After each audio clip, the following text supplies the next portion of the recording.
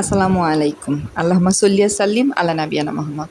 প্রতি শুক্রবার আসলেই সবার ঘরে একটু ভিন্ন রকম আয়োজন থাকে, মানে সারা সপ্তাহের চাইতে। তো আমার ঘরেও ভিন্ন না। যেহেতু আলহামদুলিল্লাহ আল্লাহর রহমতে আমার ৩ টা বাচ্চা। তো বাচ্চাদের সবসময় বায়না থাকে হয় বিরিয়ানি খাবে, নয় তেহারি খাবে। কিন্তু ওর বাবা না খুব একটা খেতে চায় না। মানে ওর ভালো লাগে না। স্বাভাবিক বয়স হয়েছে। আর আমার খেতে তো মন্দ লাগে না।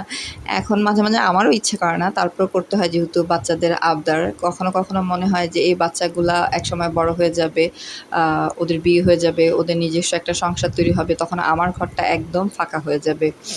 আসলে কখনো, কখনো ওরা যখন ৩ ভাই-বোন একসাথে শুয়ে থাকে না, মানে মশারির নিচে যখন শুয়ে থাকে, আমি যখন ফজর নামাজের পর ওদের দিকে তাকিয়ে থাকি কখনো, কখনো দাঁড়িয়ে যে আমার কেন জানি মনে হয় কি ওরা আর বড়ই না হতো, ওরা এতটুকুই থাকতো, ওরা কোনোদিন আমাকে ছেড়ে না যেত।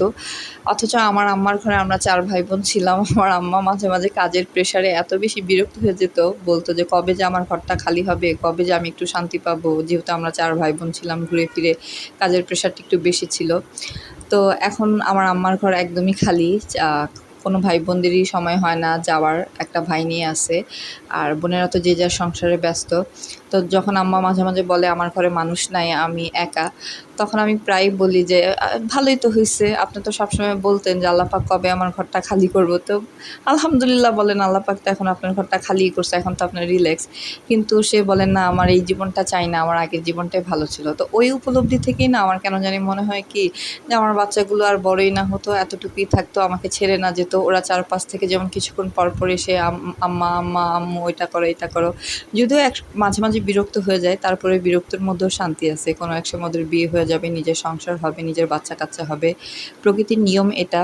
ওদের একটা সংসার জগৎ তৈরি হবে। আমরা আশায় থাকবো কবে আসবে।